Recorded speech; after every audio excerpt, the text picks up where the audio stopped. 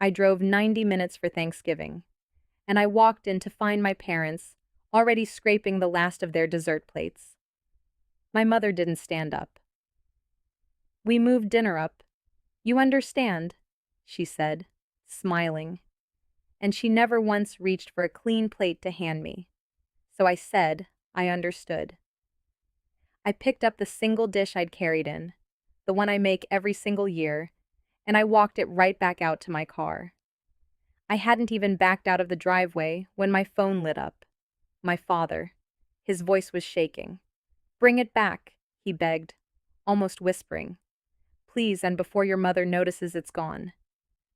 Not the turkey, not the pie. That one dish. He sounded terrified of what she'd do if she looked for it and it wasn't there. And I just sat there, engine running, wondering what I'd actually taken. Before I tell you what was inside that dish, and I promise you, I am going to tell you all of it, do one small thing for me. If you have ever had a family that made you doubt what your own two eyes were seeing, hit the like button and subscribe, because this channel is for people exactly like you. And tell me in the comments where in the world you're listening from and what time it is there right now. My name is Fiona. I'm 31 years old and I'm a registered nurse. And to understand how I ended up parked in my own parents' driveway with my father begging me down a telephone, I have to take you back a couple of years. Back to the first time I understood that my mother had quietly decided who in this family was allowed to be sick and who was allowed to help them. My father was diagnosed with heart failure when I was 29. Atrial fibrillation on top of it, which meant blood thinners, which meant warfarin, which meant blood draws every few weeks to check his INR and make sure his blood wasn't too thin or too thick. And a second little pill, digoxin, to keep the rhythm of a tired heart in line. 2 small tablets. That's all his whole life came down to in her eyes. 2 small tablets, and who controlled them. I want you to understand what I do for a living, because it matters for everything that comes next. I count pills for strangers, 8 hours at a stretch. I reconcile medication lists at 3 in the morning. I know the exact face a person makes when they've been given too much of something, and the exact face they make when they've been given none of it, and their body is starting to panic. I know what a toxic drug level looks like on a monitor before the lab ever calls it back.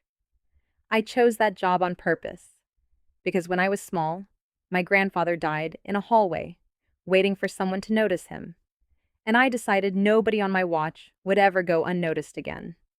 And for the last 2 years, the one place I was not allowed to use a single thing I knew was my own parents' house. It didn't start ugly. It started helpful. That's how the good ones always start.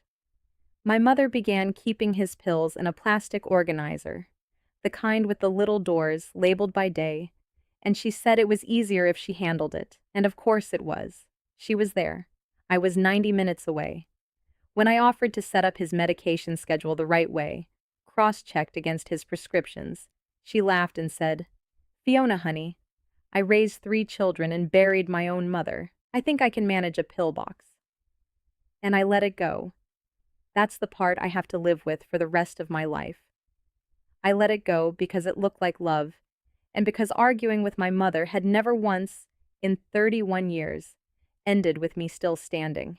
There had been a warning, a year before the dish, and I missed it. And I have made a private peace with the fact that I will always wish I hadn't. The Thanksgiving. Before this one, my father had seemed off. Quiet, slow to follow the table, calling my niece by the wrong name, and then laughing it away. And at one point, he'd set down his fork and looked at me across all the serving dishes and said, out of nowhere, "Your mother handles all my pills now, you know. All of them. Just that." And he'd held my eyes a beat too long, the way you do when you're trying to hand someone something without anyone seeing you do it. And my mother had laughed and said, "Because your father would forget his own head if it weren't screwed on. Wouldn't you, dear?"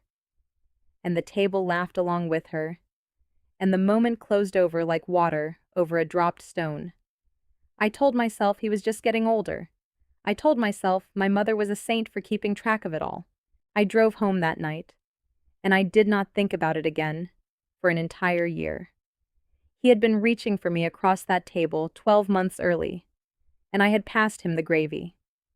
So when he finally found a channel, she couldn't laugh shut. The one dish she would never lower herself to touch. I think some part of him had already tried the front door of me once, and learned that it was closed too. The dish was the one thing she couldn't take from me. Every holiday, every birthday, I made my father the same thing. A low-sodium, heart-safe braise. No added salt. Nothing that would send his blood pressure through the roof. Nothing high in vitamin K that would fight his blood thinner and throw his INR into the danger zone. I built that recipe around his exact body, the way I'd build a care plan. And every single time, my mother would look at it, like I'd carried something dead to her table. "There she goes, playing nurse again," she'd say, loud enough for the whole family, and she'd slide it down to the far end where nobody sat, and it would ride home in my passenger seat, untouched. 2 years of that. I kept making it anyway. I told myself somebody in that house should cook like they wanted him alive. So, when he called me in the driveway, terrified about that dish, and nothing else in the world, some cold professional part of me went very quiet and very still. Because I knew that dish. I knew nobody ever touched it but me. And a hiding place that only one person ever opens isn't a hiding place at all. It's a mailbox. And my father had just told me, without saying it, that he'd been trying to mail me something. I didn't turn the car around. I want you to know that, because later, it will matter that I didn't. My hands were shaking too hard to trust myself inside that house. I drove 4 blocks and pulled into the empty lot behind a shuttered drugstore, and I put the dish on my passenger seat, and I peeled back the foil. On top, the braise, exactly as I'd made it that morning. But the tray was sitting too high in the dish. When I lifted the ceramic insert out, there was a second layer underneath it, a folded square of freezer paper, taped flat against the bottom. My father had built a false floor into my own casserole with his shaking hands. And inside that paper were 3 things. A neat row of small tablets, a full week of them, taped down side by side and untaken. A folded printout, the kind our hospital lab spits out, with his name across the top. And a note, in handwriting I would know anywhere, gone small and shaky. It said, "She's moving all of it. Don't let her sign for me. I'm sorry, Fee. I let it get this far." I sat in that lot with the engine running for a long time, because I understood 2 of those 3 things the instant I saw them, and the third one broke my heart clean in half. Those taped-down tablets were his digoxin, a full week's worth, untaken, hoarded, which meant that whatever my mother was putting into his mouth every single morning, it was not this. She was giving him something else, or something more, in squirreling the real ones away, so a count in her cabinet would never come up short.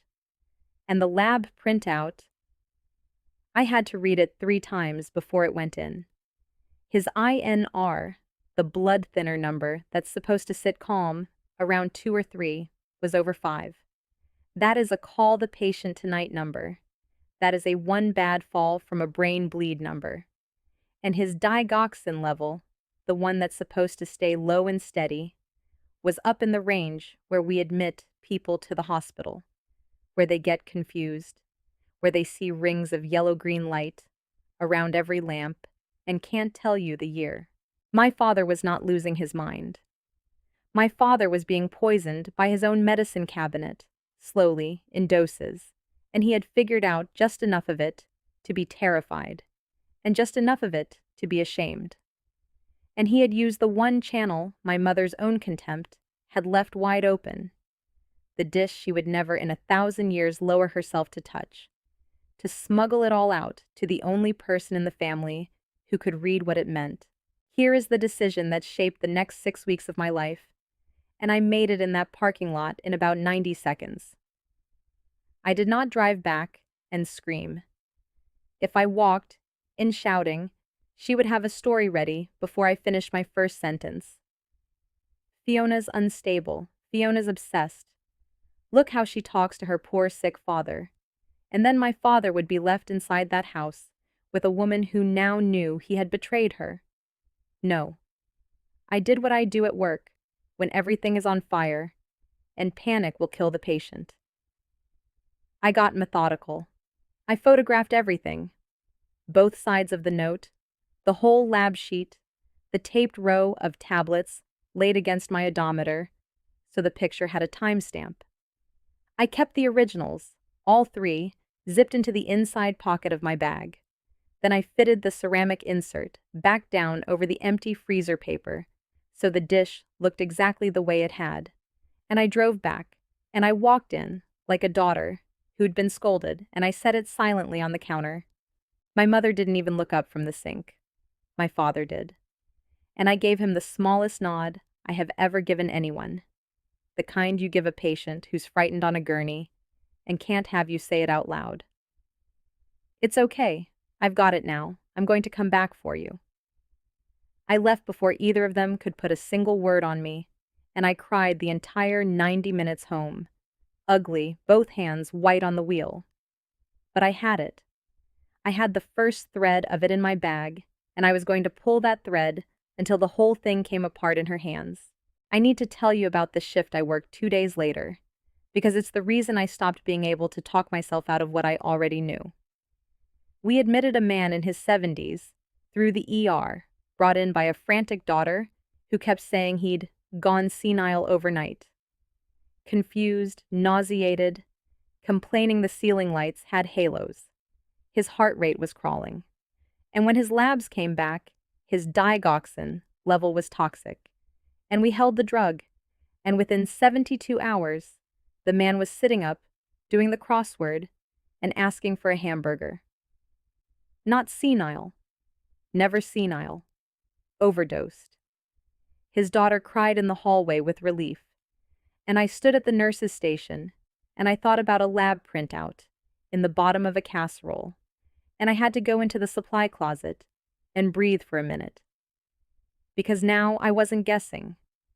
Now I had watched, with my own eyes, that exact story get better in 3 days when somebody took the pills away. My father's confusion had an off switch, and my mother was standing on it, so the next morning I did the obvious thing. The thing anyone would do, and I learned exactly how well she'd sealed the walls. I called my father's cardiologist's office, and I explained that I was his daughter, that I was a nurse, that I was worried about his medication levels, and could someone please just tell me his last INR? And the receptionist, polite and immovable, told me what I already knew in my bones the second she said it. Without a signed authorization from the patient, she could not release one word of his information, not even to family, and she checked. The only contact listed on the account as authorized to receive anything was his wife. His wife. Not him. Her. She had walked into that office at some point and made herself the only door and closed him behind it. I could no more get his numbers than a stranger off the street. I hung up and sat in my kitchen and understood the size of the thing. To get anything, I would need his signature. To get his signature, I would need him lucid, and to catch him lucid, I would have to get past her. For 3 days, I couldn't.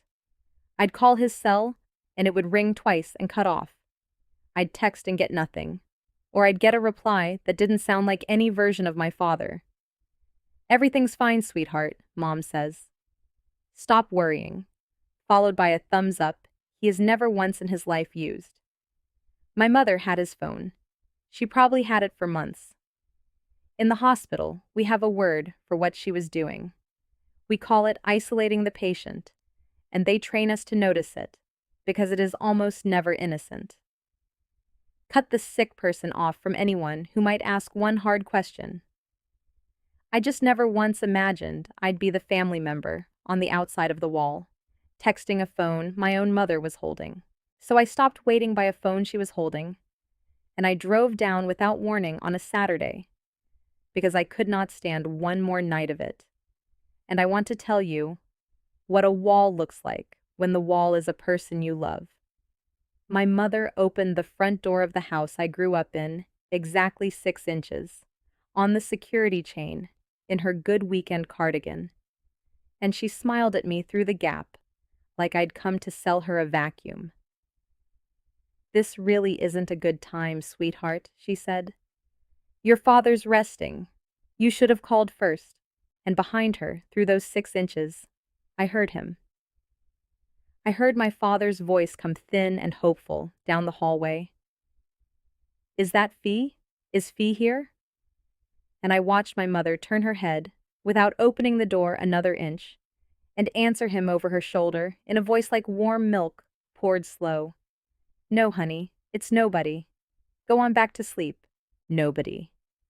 She called me nobody to his face, with me standing right there on the mat where I'd learned to tie my shoes. And then she closed the door on me as gently as you'd shut it against a draft. And I stood on that porch and listened to the deadbolt turn over. I could have knocked. Every cell in my body wanted to knock, to pound, to shout his name back through the wood until he came. But I would have become the hysterical daughter making a scene on the porch, and she'd have had a fresh story to tell the aunts by dinner, and it would have been my father, not me, who paid for the noise after I drove away. So I did the single hardest thing I did all winter, and I did it standing on my childhood porch. I turned around and I walked back to my car quietly, and I let her believe the wall had held. Because I finally understood I was never going to win this thing at the front door. Doors were her whole game. She'd been closing them on me my entire life, gently, with a smile, and calling it keeping the peace. If I wanted my father back, I was going to have to stop knocking on doors she controlled and start building something she could not answer, with a chain and a smile and the word nobody. Then on the third night she called me, herself, sweet as anything. And that call scared me more than the silence had, because I realized she was testing the fence. "You've been calling your father a lot," she said, light, amused. "Everything all right? You seemed a little off at Thanksgiving, sweetheart. You worked too hard." And I understood I was being felt out. Did I know something? Had the dish tipped me off? Was I a problem? So I did the hardest thing I did that whole winter. I lied to my mother's face, warm and easy. Told her I was just tired. Told her I'd been feeling guilty for leaving early. Told her I'd try to visit soon and help out. I heard her relax through the phone. I heard her file me back under harmless. And I hated it. And it was the smartest thing I could have done, because a woman who thinks you're asleep doesn't lock the last door. She left me a Tuesday. Because 2 years of Sunday phone calls had taught me one fixed thing about my mother's week. She had a standing hair appointment every Tuesday at 10, and she'd sooner miss a funeral than miss it. So the following Tuesday, I called out of a shift I could not afford to lose, and I drove 90 minutes, and I timed my arrival for 10:15, and I had my father alone for the first time in months. Maybe 40 minutes. I made them count. Here is what nobody tells you about drug-induced confusion, and it's the whole hinge of this story. It isn't constant. It rises and falls with the level in the blood.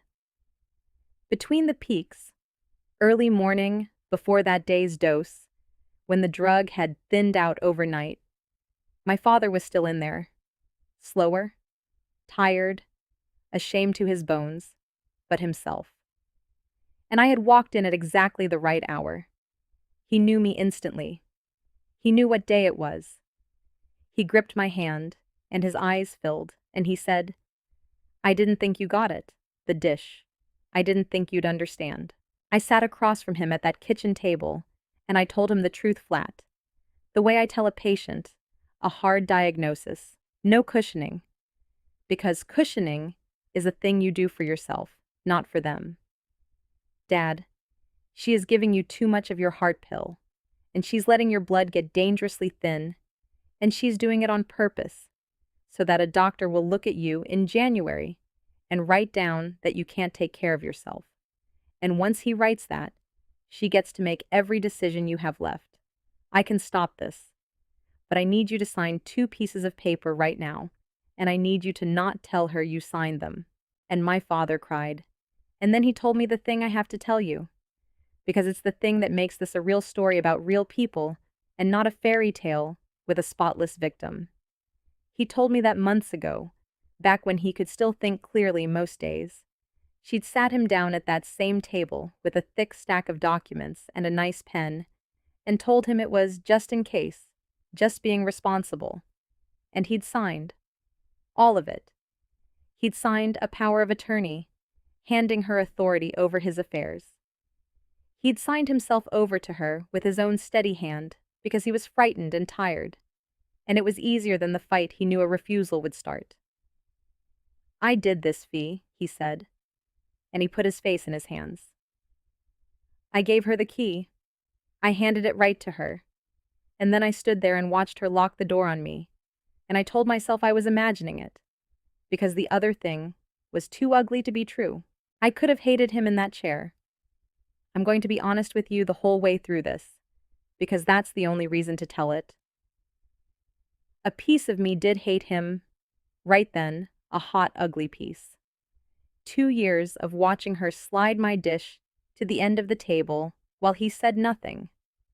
The signatures, the silence. But you cannot save a person and hate them in the same breath. There isn't room in your hands for both. So I put the hate in a box to open later, and I put a HIPAA release and a records request form on the table in front of him, and my father signed his own name, clear, legal, his, on both. And I drove those forms straight to his pharmacy and faxed one to his cardiologist myself before my mother's hair was even dry. The pharmacy is where the floor gave out, under her. And the beautiful thing, the thing I held on to through everything that came after, was that she couldn't hear it happen. Because pharmacies keep a record of every refill, every date, every quantity, every pickup, going back years, printable in about 90 seconds by any clerk with a signed release. And when that print history slid across the counter, and I read it in my car, I put my hand flat over my mouth. His digoxin, a once-a-day pill, 30 tablets to a bottle, was being refilled every 11 days. Every 11 days. There is no version of 1 pill a day that empties a 30-count bottle in 11 days. None. Unless someone is putting nearly 3 times the prescribed dose into a person, every day, for a very long time. The pharmacy's own record, in cold black type, was a confession my mother had been quietly signing every 11 days for a year, without ever once noticing she was leaving it behind. And there was a second thing buried in that history. Small, 1 line among dozens, that I circled twice, and then a 3rd time. Several of those refills had been picked up in person, paid in cash, on days I could later prove my father had not left the house. One of them the week he could barely get himself out of a chair. Someone was walking into that pharmacy with his name and his bottle. And it wasn't a pharmacy anyone in our family had ever used. It sat clear across town, near nothing my mother went to, the kind of counter a person picks precisely because no one there will ever know a single face. There was one more thing I did in those stolen Tuesday hours, and it turned out to be the piece that mattered most, because it showed not just that he was being over-medicated, but exactly how. On one of those mornings, while my mother sat under a dryer across town, I let myself into the house with the key I still had, and I sat down at the kitchen counter with my father's weekly pill organizer, the plastic one with the little labeled doors. And I did the most basic, unglamorous thing in my entire profession, a medication reconciliation. I lined up what was actually sitting in those compartments against his real prescriptions, dose by dose, the way I do for every patient on every admission at 3 in the morning, and it did not match. It didn't come close to matching. The warfarin doors were chaos. Some days doubled, some days empty. No schedule a doctor on earth would ever write. Exactly the kind of random dosing that throws an INR up over 5 and holds it there. One stumble away from bleeding into his brain. And the digoxin. Every single morning door had extra tablets in it. Not one pill, 2, sometimes 3, tucked in behind the vitamins, where a confused man's fingers wouldn't count them and his mind wouldn't question them. Because why would you ever question your own wife handing you your own medicine in your own kitchen? I photographed every compartment with the date showing on my phone screen, and then I set each little door back exactly the way I'd found it, down to the angle the pills lay at, because a nurse learns, before anything else, how to leave a room looking untouched. And I sat there for a moment with my heart slamming, because I understood I was finally looking at the machine itself. Not a theory, not a number on a printout. The physical mechanism of the whole thing, laid out plain in a $2 plastic box from the drugstore. The real correct pills, hoarded away in the false floor of a casserole dish. And the box on the counter, packed with too many, morning after morning, by a hand that would then pat his and tell him, sweetly, that he was just getting forgetful. That box was going to sit in my folder someday soon, right beside the pharmacy history. The refills that emptied a 30-day bottle in 11 days, and the organizer that showed anyone with eyes exactly where all those extra pills had been going. I have to tell you about Grant. Grant is 3 years older than me, and Grant has spent his entire life choosing whichever version of the truth costs him the least to believe. There were 3 of us once. Our younger sister moved to the far side of the country years ago, and quietly stopped answering any of us, which left the family, in practice, down to Grant and me. So when I called him, and I want you to understand, I actually believed I was calling an ally. I actually thought blood would mean something. I laid it all out, careful, in order, nurse to family. The refill history, the 2 levels, the note in Dad's own hand. I asked him for one thing: come to one appointment. Be a second set of eyes, that's all. And there was a silence on the line that went on a beat too long, and then my brother said, in a flat, prepared voice I had never once heard him use on me, "Fiona, you need to stop. Dad has dementia. Mom is drowning taking care of him, and you are 3 states away in your feelings, inventing a crime, because you cannot handle that he's declining, and it isn't about you." And then, quieter, the part that told me everything I needed to know. And honestly, this fixation on his medication and his accounts, it doesn't look good. People are going to start asking what you're really after here. His accounts. I had not said one single word about money, not one. But my brother had. That was the exact second I understood the true shape of what I was fighting. And it was so much bigger, and so much simpler than one poisoned old man. My mother did not need a doctor's help. She had an entire family that preferred the easy story, and she'd handed it to them wrapped and ready. Because it is so much gentler to believe your father is simply getting old than to sit with the fact that your mother is doing this to him on purpose. Grant got to keep his comfortable version, and I would learn soon enough a good deal more than just his comfort. And I was now, officially, the unstable daughter with a wild theory and a suspicious interest in the will. She had cast me in that part before I ever found the dish. I had just walked on stage, right on cue. It got worse before the phone was even back in my pocket, because my father's sister called me that same night. My aunt, a woman who used to braid my hair, and her voice came down the line like a slap. "I don't know what has gotten into you," she said. "Harassing your poor father for signatures, while your mother wears herself to the bone. Your mother called me in tears. In tears, Fiona.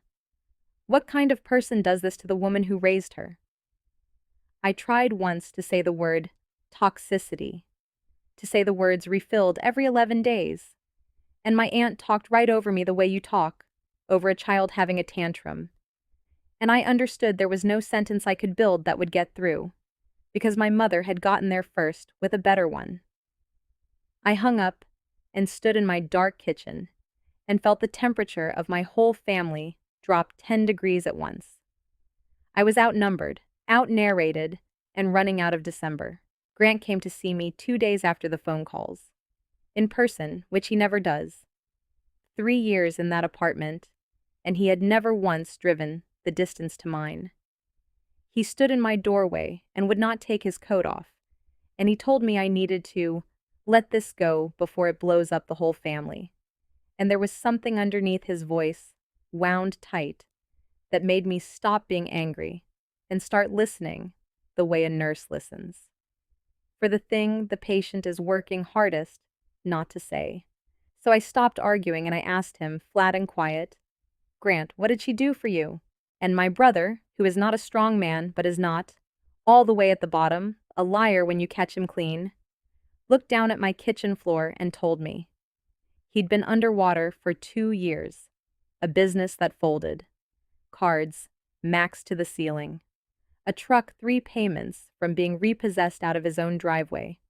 And back in the spring, quietly, Mom had made all of it disappear, paid the cards down, caught up the truck. She helped me out, he said, and even he could hear how thin those 4 words came out. She's my mother, she helped me out. That's not a crime. And I stood in my own kitchen, and I did the arithmetic out loud. Because it was obvious he had spent months making very sure not to do it himself. Grant, where do you think that money came from? He's a retired iron worker on a fixed pension. That money came out of Dad's retirement. The exact accounts I just watched get drained into hers. She paid off your debts with the money she's stealing from your father, and now you owe her a story.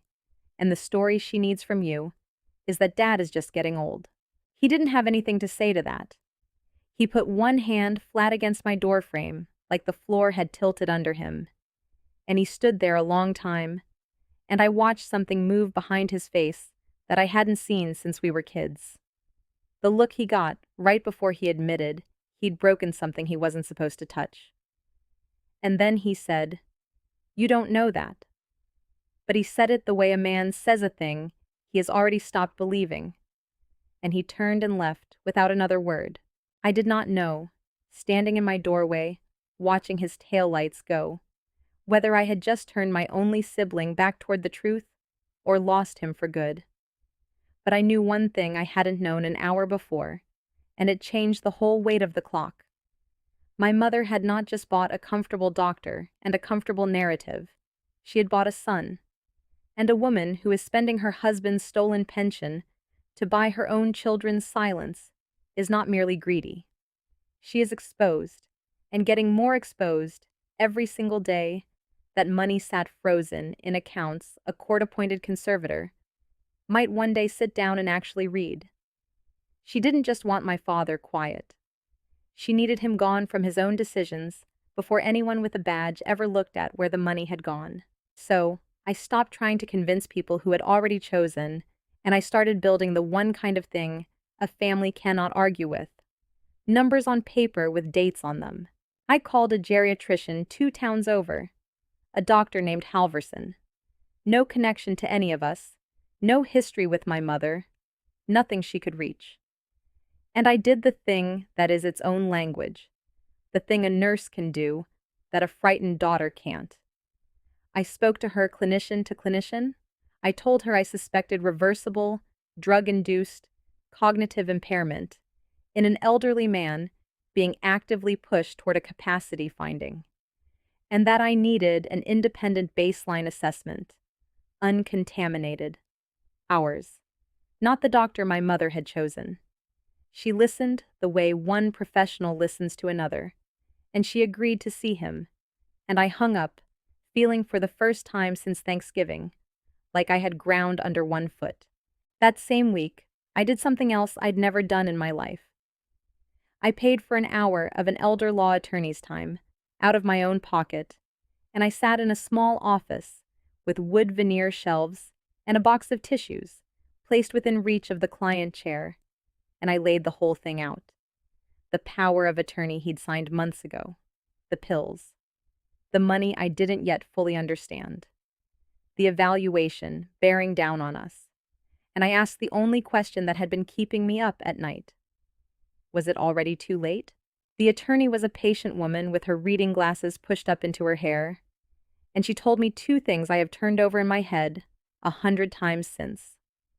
The first was that a power of attorney is not a leash, a court staples onto a person forever. As long as the person still has capacity, and capacity, she stressed, leaning forward, is not all or nothing.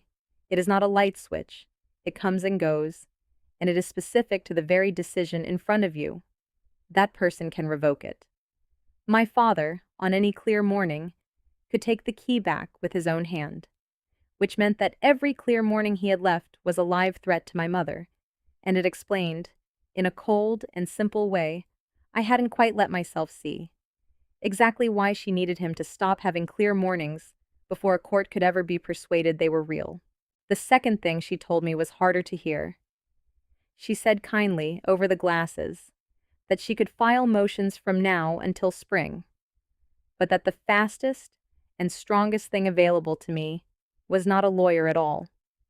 It was documentation and a report to Adult Protective Services. Objective, credible proof that a vulnerable adult was being endangered. And then she said the sentence that became the whole shape of the next month of my life. You're a nurse. You already know how to build that better than I ever could. I can only confirm what you put in front of me. The person who has to go out and gather it, that's you. That was the architecture, handed to me in an office that smelled like old paper and coffee. The law was not going to come riding in to save my father. The law was going to stand there, arms folded, and wait for me to bring it something it could not look away from.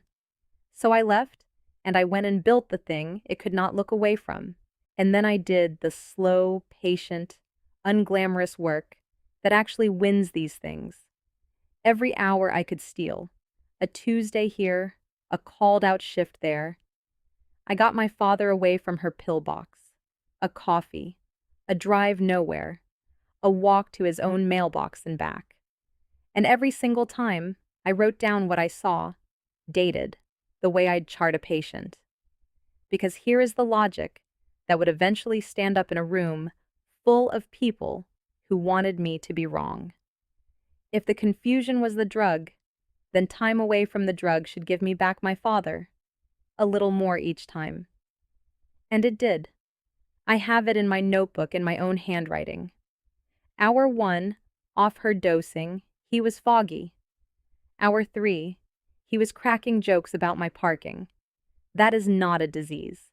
Diseases do not improve because you took a person to get a cup of coffee. That is a dose-response curve, and I had been trained to read them. And judges and doctors understand curves even when they don't want to. I should tell you what this was doing to me, because I've made it sound like I was a machine, and I wasn't. I was a woman who wasn't sleeping, driving 180 miles round trip on my days off, lying to her whole family, and holding a secret so heavy I could feel it sitting in my jaw. One night on shift, I caught myself about to hang a bag on the wrong patient. A small thing, a thing I caught, a thing that never reached anyone. But I stood in that room with my hand on the pump and went cold all over, because being tired and distracted and full of rage is exactly how good nurses hurt people, and I knew it better than anyone. My charge nurse pulled me aside and asked if I was okay, and I said, family stuff. And she nodded the way people do when they think they understand and don't. I went into the med room and put my back against the wall, and I let myself, for about 90 seconds, feel how alone I actually was. My father wanted me to stop. My brother thought I was a thief. My aunts wouldn't pick up my calls. I was the only person in the entire world who believed the thing that was true, and believing it was costing me my sleep, my family, and nearly, that night, my license.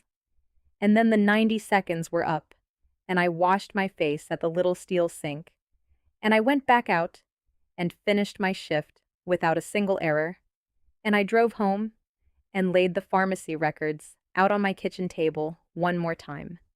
Because being the only one who believes the true thing is not a reason to stop. It is the entire reason you cannot. I want to tell you about one of those stolen hours, because it's the one that kept me going. I took him to a diner off the highway, somewhere neither of them would ever look, and about 40 minutes in, off his morning peak, my father came all the way back. And he looked around at the vinyl booth and the bad coffee, and he laughed, this real laugh. And he said, "Your mother would hate this place." And then his face changed, and he said, quiet, "I used to be somebody, Fee. I ran a crew of 18 men.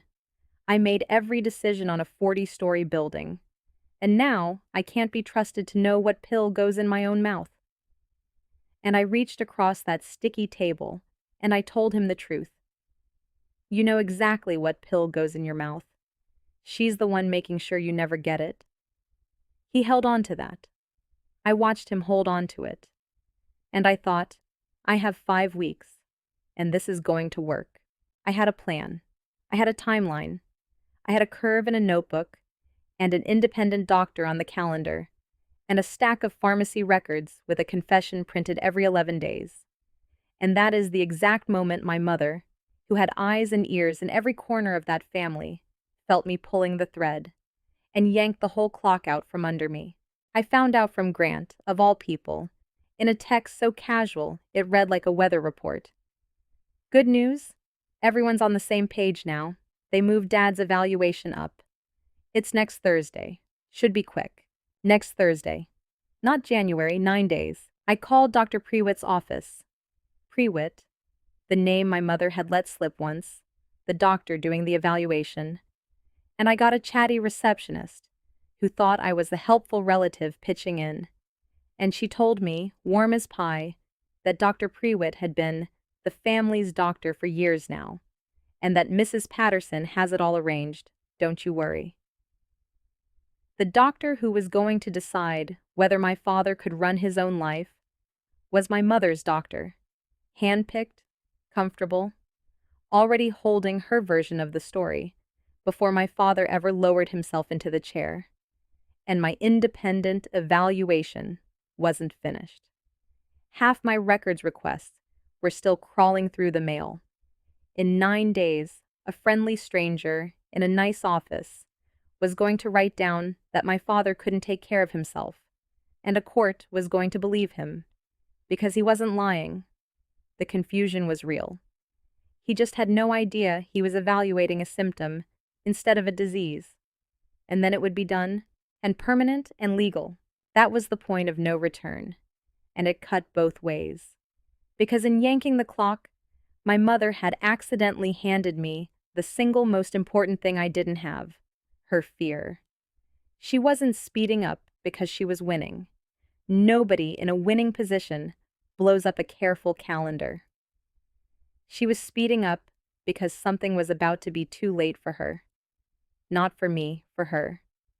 And I had 9 days to find out what it was. So let me ask you now, before the whole thing comes down, standing in my kitchen at midnight, looking at a countdown I never agreed to, what would you have done? Tell me honestly in the comments. Predict how you think this ends, because I promise you, some of you are going to be wrong in ways that will still make me sick to my stomach.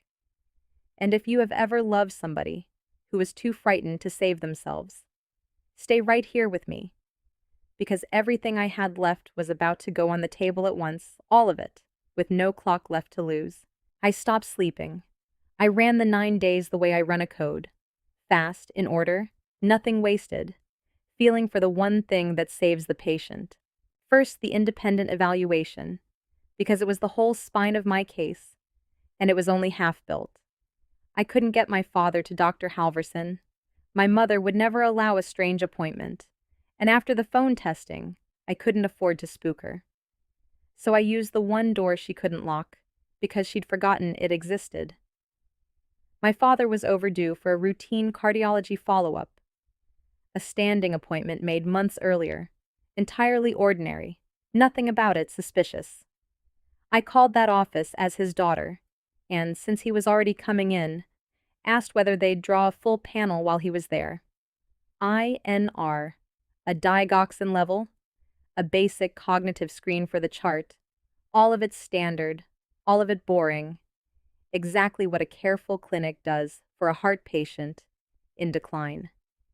And my mother, who believed she controlled every appointment on the calendar, walked my father into that office on her own arm, holding the door for him, carrying my evidence in without the faintest idea it was mine. They drew his blood that Monday. And here is the thing about a drug that's been stacking up in a body for a year. The second you stop force-feeding it, the body starts hauling it back out. In the handful of days since I'd last managed to keep him off her dosing here and there, his level had already shifted. The number that had been up in the admit him range in November, in the printout he'd buried in my casserole, was coming down. Not normal yet, but moving. And moving is a whole story by itself, because dementia does not move. Dementia does not get quietly better on a Tuesday, because somebody stops slipping you extra pills. Only poison does that. I had the toxic number from November, sealed in my bag. Now I had a second number from December, lower, the same man's name across the top. 2 dots, and 2 dots make a line, and that line pointed like an arrow straight at the truth. He was being made sick, and it could be undone, and the proof was in his own blood, in his own doctor's own computer, and his own doctor saw it, which was the whole point of drawing it there. I hadn't left that to chance, either. 2 days after that Monday blood draw, the cardiologist's office called me. Because now, finally, with my father's signed release on file, I was a name they were allowed to dial. First a nurse from the practice, and then the cardiologist himself. And he was not making small talk.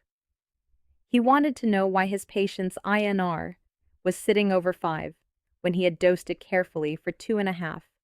He wanted to know why there was enough digoxin in the man's bloodstream to admit him to a telemetry floor when the prescription in the chart said 1 small tablet, once a day. Who is managing his medications at home?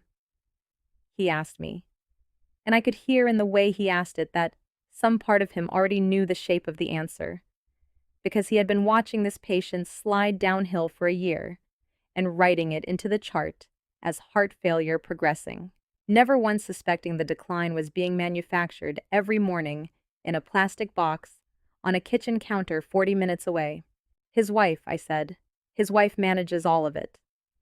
And there was a silence on that phone line that I have heard from physicians exactly twice in my whole career, and both times it meant the same thing, that a careful person had just realized they'd been documenting a crime and calling it a diagnosis.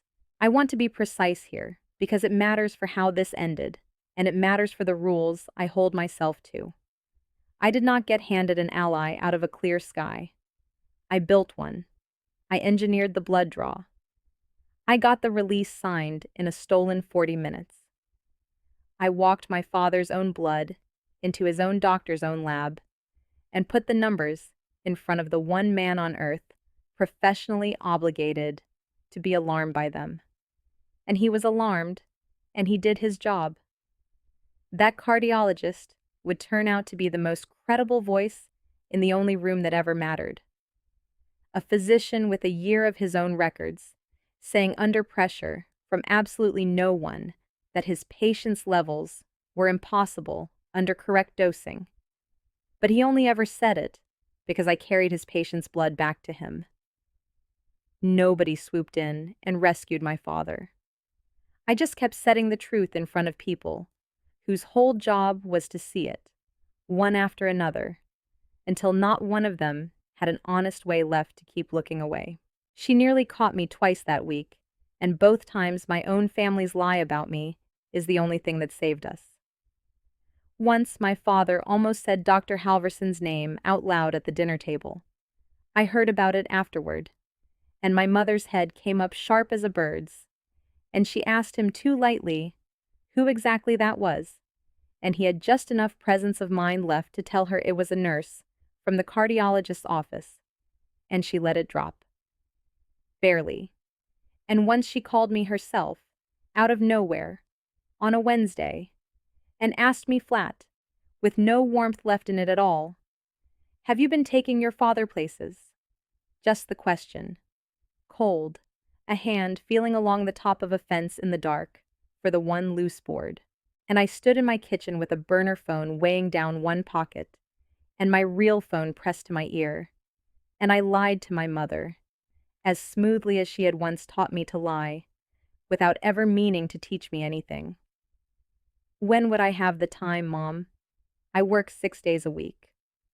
I heard her weighing whether to believe me, and then I heard her decide that she could not afford to act suspicious, because she had just spent an entire afternoon telling the whole family that I was the unstable, paranoid, obsessed one, and she couldn't openly hunt me without cracking her own story wide open. That was the beautiful, terrible trap she'd built for herself. Her lie was now standing guard over mine. I hung up shaking, and I thought, 4 more days, and I did not sleep that night either. But numbers about his body were only half of what I needed, because Grant had set accounts, and my mother had smashed her own calendar to bits, and people who blow up calendars are running from something with a date on it. So I burned 3 of my 9 days chasing the thing I understood the least, where his money had gone, and why the second hand on that clock was ticking so hard I couldn't hear anything else. My father, in another clear morning, gave me one more signature, a request for his own financial records, which he had every legal right to make, power of attorney or not, as long as he still had capacity. And capacity, I'd learned, isn't a light switch, it's decision specific, and it comes and goes. And on a good hour, he still had it. Then I drove to his bank in person, because some things you have to see a human being's face when you ask for. I sat down across from a young teller, slid the signed authorization over, and asked for the full transaction history and the account notes on my father's retirement accounts. And what came back off that printer, page after page, turned my stomach worse than the pills ever had. Over the previous 8 months, his pension deposits and the bulk of his retirement savings had been moved. Steadily, methodically, a little at a time, so no single transfer would trip an alarm. Out of the joint account, he understood, and into a brand new account with my mother's name alone on it. His beneficiary designation on the retirement fund had been changed in October, from the 3 of us kids to her exclusively. And then the teller, scrolling, frowned at something and turned the screen a little toward me, and there it was. The detail that made the entire ugly, frantic calendar snap into focus and hold still. 6 weeks earlier, just days before Thanksgiving got so strangely, suddenly moved up, my father had called this bank himself. There was a service note logged, time-stamped, a real record.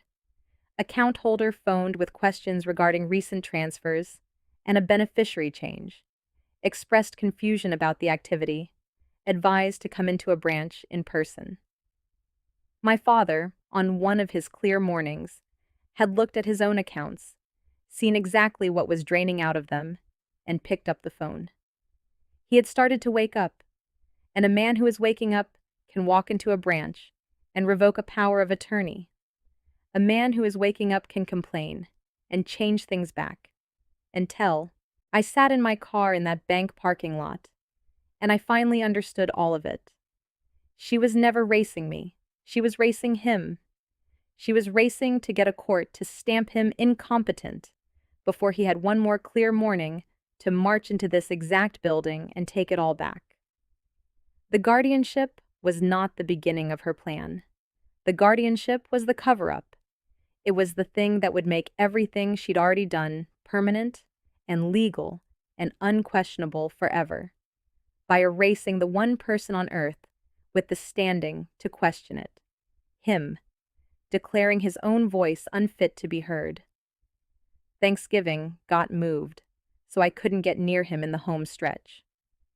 The evaluation got rushed the instant she sensed he might wake up enough to act. Every strange, cruel thing lined up behind that one banknote, like iron filings behind a magnet. I had all of it now.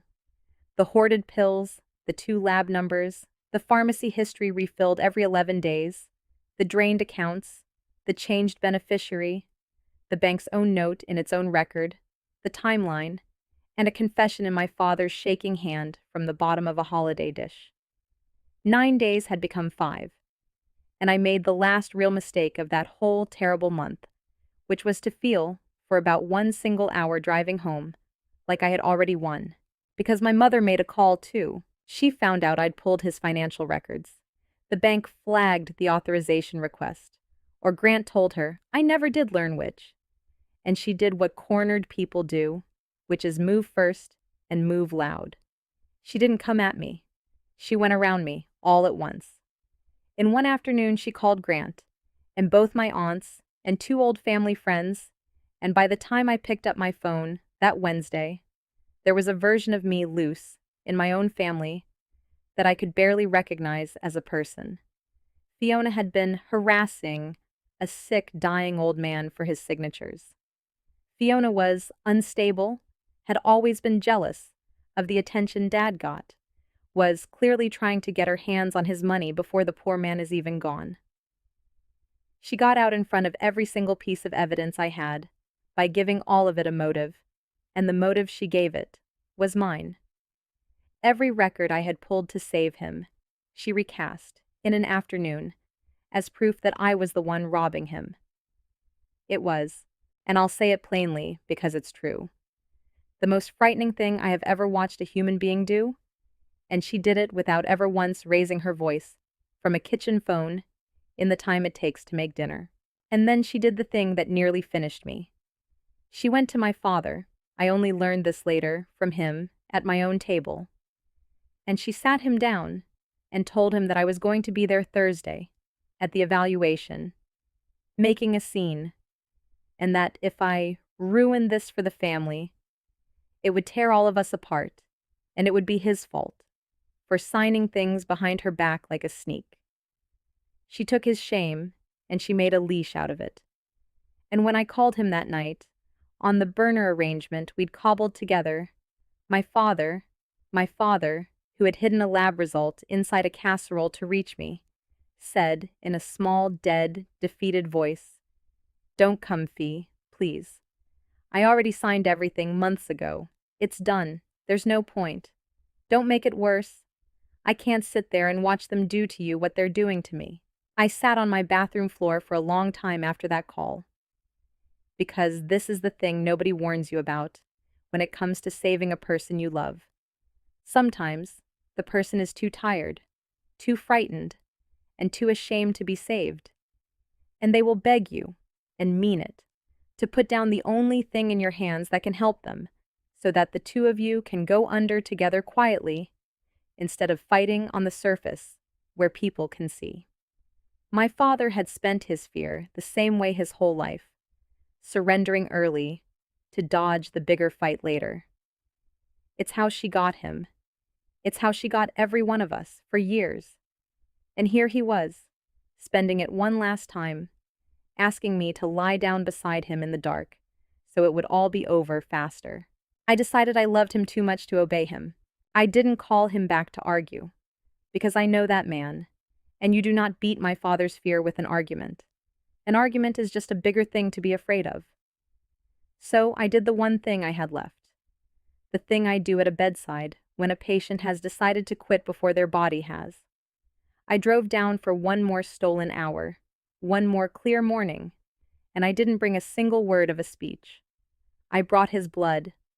I laid the November lab and the December lab flat on his kitchen table, side by side, the two dots, the falling line between them, and I put my finger right on it, and I said, "Dad, this is not your mind going out. This is the medicine, and look, it's already coming back. This dot is you being poisoned. This dot is you 4 days later, being a little less poisoned. You called that bank, because on that morning you could think clearly, and that was you. That was really you. And he is still in there. And I am not, going to stand in a room and let her nail the lid down on a man who is still in there." My father looked at those two numbers for a very long time. His lips moved once, doing the arithmetic. The arithmetic of a man who used to price out a 40-story building in his head. And then my father, who had handed her the key and watched her lock the door, who had begged me the night before to leave him in the dark, looked up at me and said the 6 words I had been driving 90 minutes to hear for 2 years. "Okay, Fee, tell them the truth." I didn't need him to be brave for a whole hearing. "I want you to understand that, because it's the most honest thing I know about rescuing anyone. I only needed him not to stop me. That is all agency ever is, when a person is that frightened. Just barely enough to get out of the way of the one who came for you. He got out of the way. That was his whole act of courage, and it was enough. And I will love him for it until I die." I did not sleep at all the night before. I laid every document out on my bed in the order I would need it.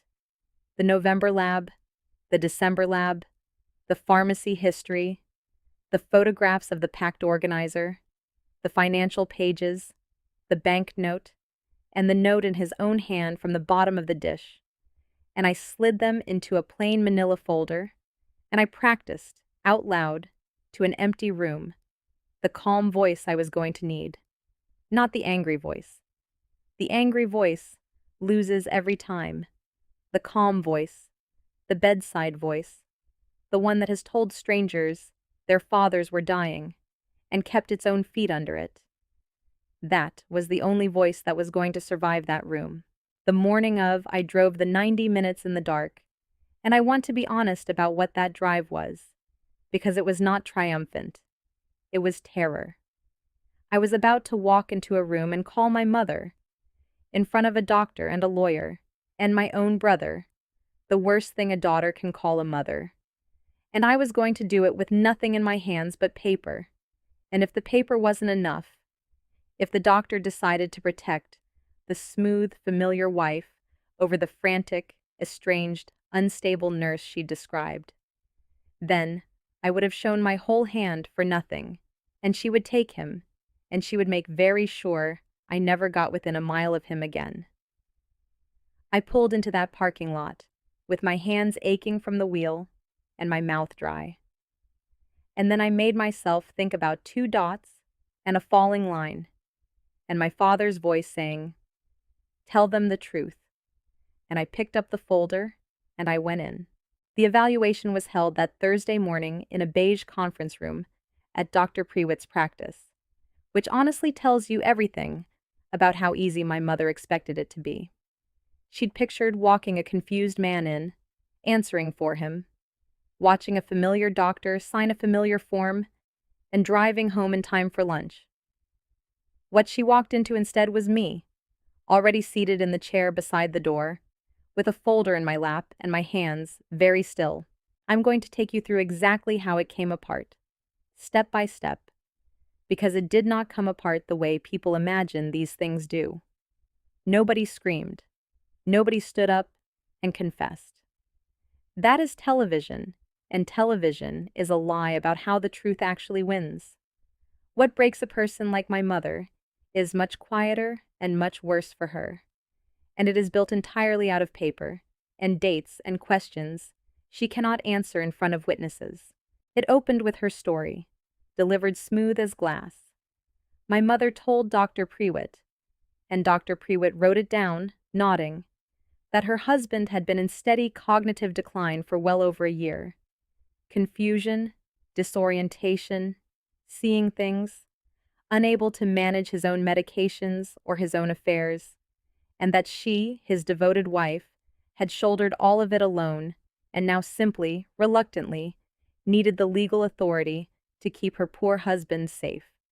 Grant sat beside her, nodding along on cue, and added, for the record, that the whole family stood united, and that his sister was, sadly, having a very hard time accepting Dad's decline.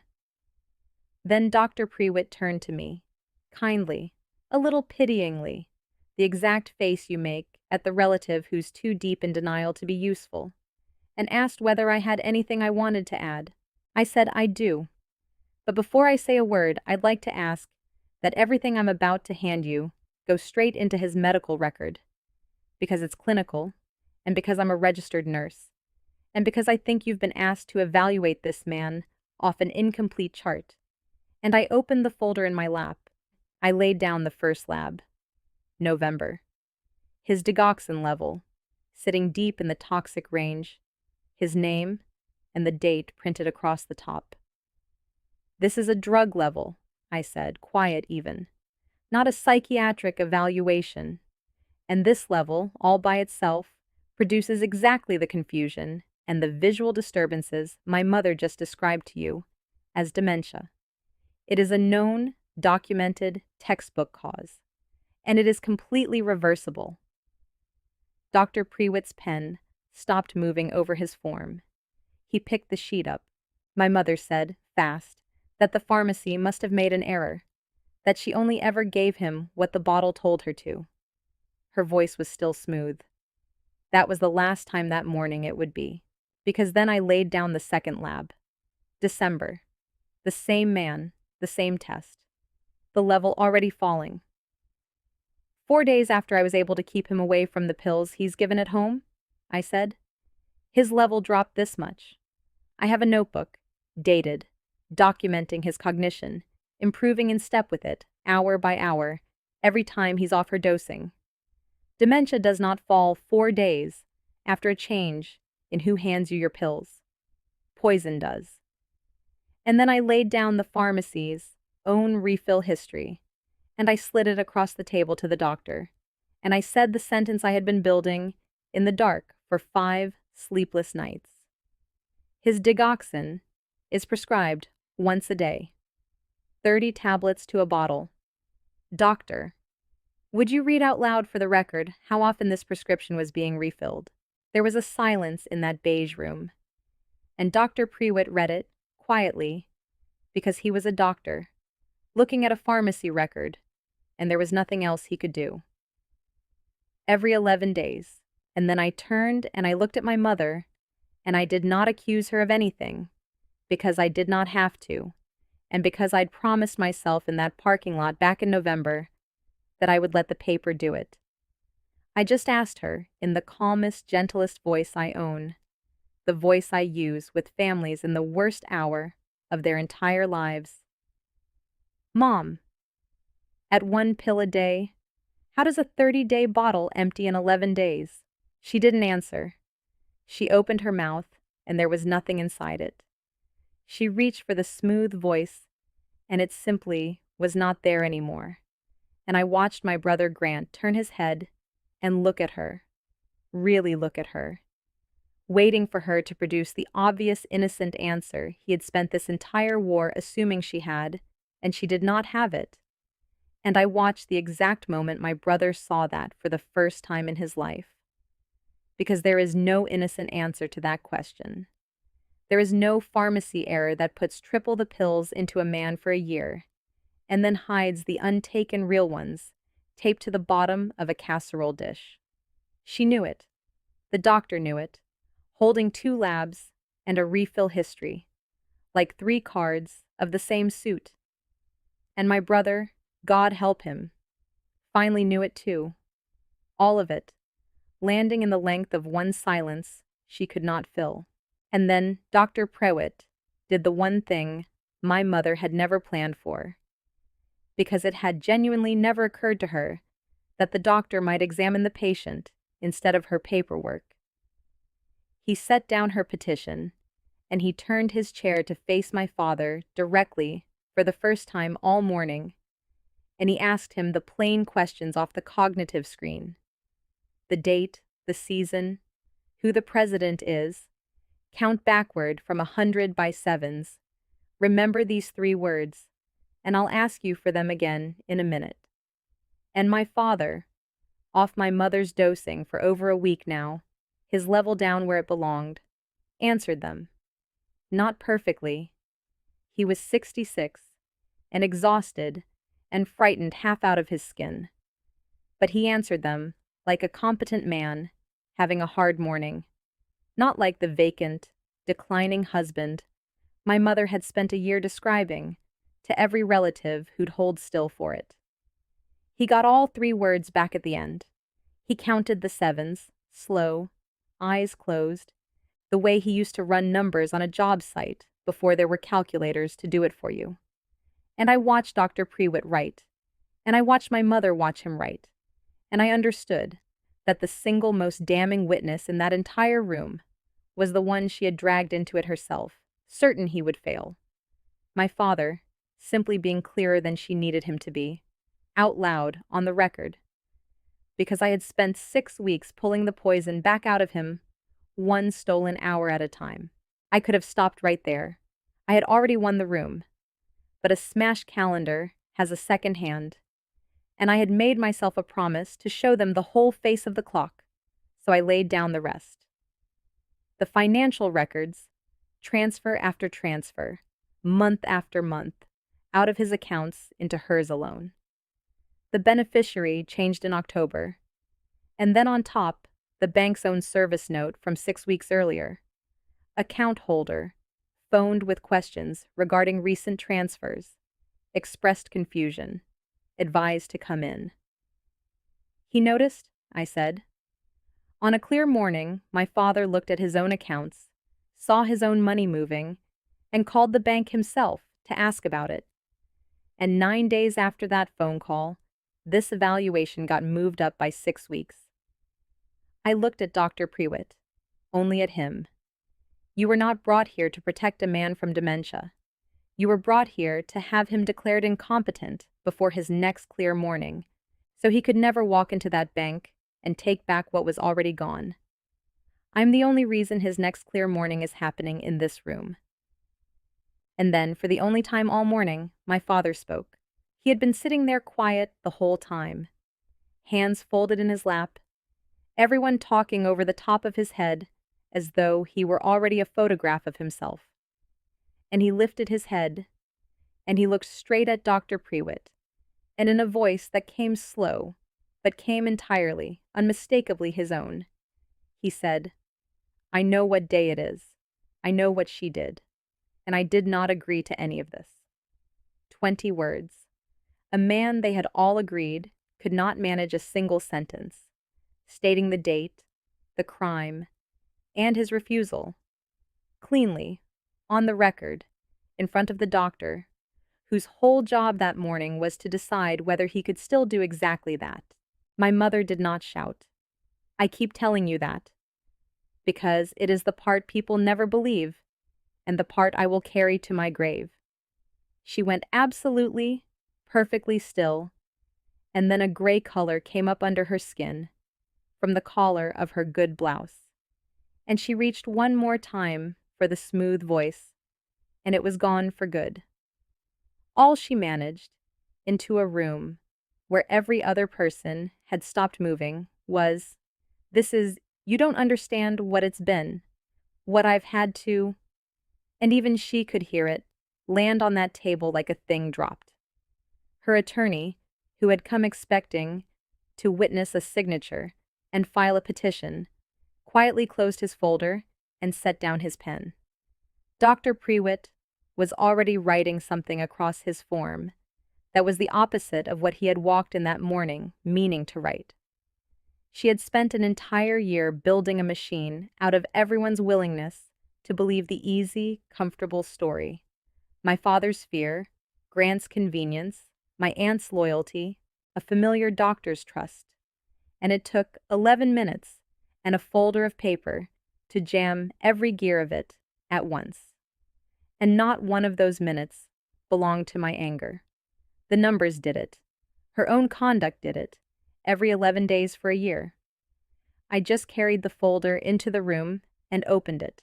If you have made it all the way here with me, and you have ever loved somebody who was too afraid to save themselves, I need you to hear one thing before I tell you how it ended. You're allowed to set the boundary anyway. You are allowed to be the person who tells the truth in a room full of people who would rather you stayed quiet, even when the one you're trying to save is the very one begging you to sit back down. Take one breath with me here. There's a little more I have to say, and it's the part I most need you to have. The evaluation did not find my father incompetent. Dr. Prewitt, to his lasting credit, refused to sign anything that morning, and instead ordered a supervised, independent reassessment to be done once my father had been fully off the excess medication for several weeks, which was, of course, precisely the independent assessment I had already begun setting up with Dr. Halverson, now dropped into her hands as a case that proved its own conclusion in advance. My mother's guardianship petition never made it in front of a judge at all. It could not survive its own medical record. You cannot ask a court to declare a man incompetent while the man is stating the date and the crime for the record, and his own doctor is writing down the word reversible. The independent reassessment happened 5 weeks later, with Dr. Halverson, the geriatrician my mother had never once been allowed to reach, the one I'd lined up back when I still believed I had, until January. By then my father had been off the excess medication for over a month, his levels flat and normal, his warfarin finally dosed by a pharmacist instead of a jailer. And Halverson ran the full battery, hours of it, and wrote what I already knew she would write, because it was simply true. No evidence of any underlying dementing process. The earlier cognitive impairment fully consistent with, and resolving in lockstep with, correction of medication toxicity. Capacity intact. In plain words, there had never been one single thing wrong with my father's mind that leaving his pills alone didn't fix. The entire legal engine my mother had built, the guardianship, the conservatorship she wanted, the control over every dollar and every decision he had left, had been erected on top of a symptom she was manufacturing with her own 2 hands. And the moment I took the pills away, the symptom went with them, and the engine had nothing underneath it anymore, and it came down. I filed the report with Adult Protective Services that same afternoon from the parking lot, with copies of every single thing. Because a nurse who sees what I saw and stays quiet is committing a second crime on top of the first one. A PS opened an investigation within the week. The caseworker who came to see me was a calm, unhurried woman with a state badge and a thick intake form. And she did the one thing I had been waiting 6 weeks for a person with actual authority to do. She took it seriously. She sat at my kitchen table and went through my folder page by page, and not once did she look at me the way my family had, like I was hysterical or jealous or circling my father's money. She looked at the refill history and said quietly, "Every 11 days," and wrote it down. She looked at the 2 labs and the photographs of the packed organizer. She asked sharp, unhurried questions. Dates. Who had custody of the pills? Who had access when the confusion came and went? The questions of a person who has seen this exact quiet crime before and knows precisely how ordinary and how deadly it is. And when she closed the folder, she told me that what I'd built was, in her own words, more documentation than we usually get in a year, and that a nurse who assembles a case like this makes her job possible instead of impossible. Then she did what I could not do myself, and that was the whole point of building it right. She interviewed my father, alone, away from my mother, in a clear window I helped arrange. She interviewed the cardiologist. She pulled the pharmacy records herself, officially, under the state's authority, so that from then on, they stood on their own 2 feet, without needing me to hold them up. And slowly, through channels that do not care one bit about a smooth voice, or a devoted wife performance. The thing stopped being my accusation and became something much heavier and much harder to smile away. It became a finding. Between their findings and the financial records, my mother lost control of both his medications and his money that month. A temporary conservatorship over his finances went to a neutral third party while it was all untangled, which meant the accounts froze, which meant the transfers stopped, which meant the money began, slowly, to come home. She is answering questions now from people whose entire profession is not accepting a smooth voice as an answer. I am going to leave what happens to her from here to them. It was never revenge I was after. I want to be very clear about that because grief and revenge can wear the same coat. I only ever wanted one thing. I wanted my father, breathing in his own right mind, standing on his own side of a door I finally got open. He came to live near me while he got well. And getting well turned out to be the strangest, most ordinary miracle I have ever been allowed to watch. Because within a few weeks, off the poison, my father was simply my father again. Slower, older, carrying a shame no lab draw in the world will ever clear out of him. But there, clear, himself. He'd sit at my little kitchen table in the evenings, while something safe and low sodium cooked on the stove, and we'd talk. And one night, he finally said the thing I had needed and dreaded in exactly equal measure. He apologized, not for being sick. That was never his to be sorry for. He apologized for the signing, for the year of silence, for every holiday he sat and watched her slide my dish down to the empty end of the table and said nothing at all, because keeping her calm had always been easier for him than keeping me. I gave her the key, Fee, he said again, and his voice cracked on it. I handed it right to her with my own hand. You're the one who picked the lock. And here's where I have to be honest with you, all the way, because this channel has only ever been worth a single minute of your time if I tell you the true shape of things instead of the pretty one. I forgave my father. I did. But forgiving him did not mean pretending he had only ever been a bystander in his own life, because he wasn't one. He was frightened and he was complicit, and both of those things lived in the same tired man at the same time, and I told him so gently across that table. I told him that I loved him, and I told him that I would never again let his fear make my choices for me, that I had spent 2 years quietly cooking a special dish around his silence rather than saying the hard thing out loud, and that I was done doing that, for him or for anyone. If he ever again handed a single soul the key to himself, I would not spend 2 more years politely brazing around it. I would say something the first time. That is the boundary. Not silence dressed up in a holiday apron and called peace. He cried, and he said he understood, and I watched his face while he said it, and I believe that he did. My mother has tried to reach me twice since. I have not answered either time, and I honestly do not know that I ever will, and I have made a kind of peace with not knowing. Some doors you get open only so the person, trapped behind them, can finally walk out, not so that you can turn around and walk back through. Grant and I are something. Less than we were, more honest than we have ever managed to be in 31 years. He saw her face in that silence, the same as I did, the moment she could not answer a simple question about a bottle of pills, and you cannot fully unsee a thing like that once it's in you. We are figuring out what's left between us. Slowly. Over bad coffee, in booths, my mother would hate.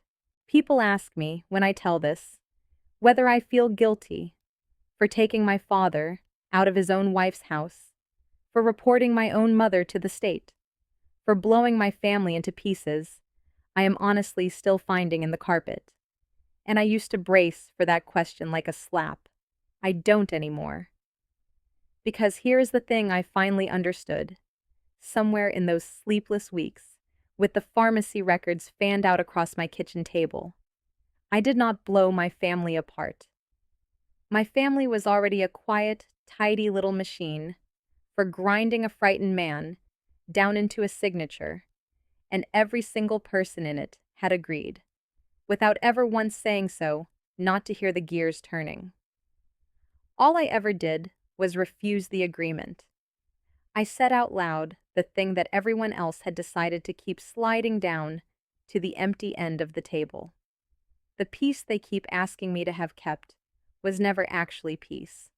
It was just my father, going quietly under, quietly enough that nobody at that table ever had to set down their fork. I will carry a great many things out of that winter for the rest of my life.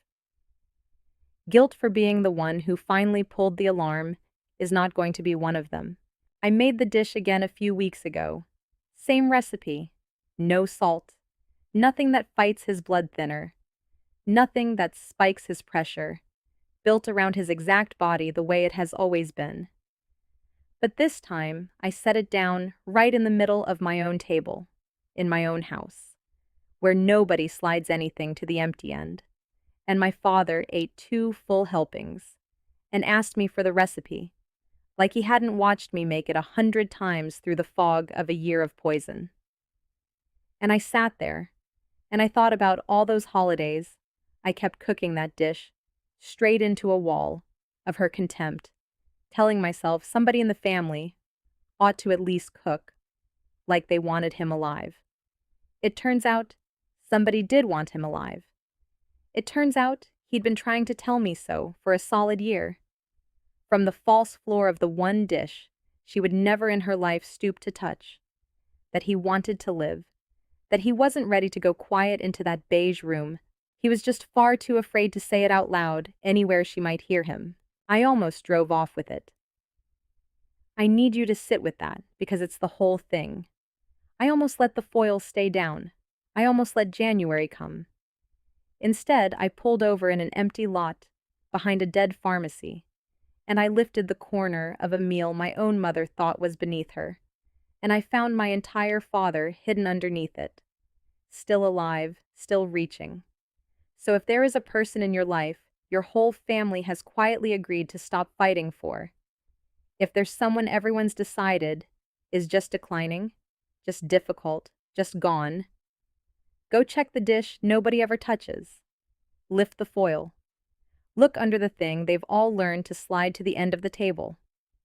Sometimes, that is the exact and only place a person is still allowed to wave.